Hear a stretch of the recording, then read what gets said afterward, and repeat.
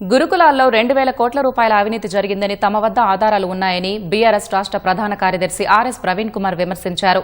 Nagar Kurnool BRS మాజీ MLA మర్రి జనార్దన్ రెడ్డి ఇంట్లో మీడియాతో మాట్లాడిన ప్రవీణ్ కుమార్ సీఎంపై నిప్పులు చెరిగారు. అంతకుముందు నాగర్ కర్నూల్ జిల్లాలోని ప్రైవేట్ ఫంక్షన్ హాల్లో బీఆర్ఎస్ కార్యకర్తల ఆత్మీయ సమ్మేళనం నిర్వహించారు. సభ్యత్వ నమోదు కార్యక్రమంపై అవగాహన కల్పించారు. రాష్ట్రంలో వికృత పాలన సాగుతోందని, రైతుల కష్టాలు గాలికొదిలి సీఎం చోద్యం చూస్తున్నారని మండిపడ్డారు. బీఆర్ఎస్ పాలనలో ఏనాడు రైతులు యూరియా కోసం ఇబ్బందులు పడ్డ పరిస్థితులు లేవన్నారు. మేము ఒక 10 లక్షల ప్లేట్లు విద్యార్థులకందరూ కొంటున్నాము.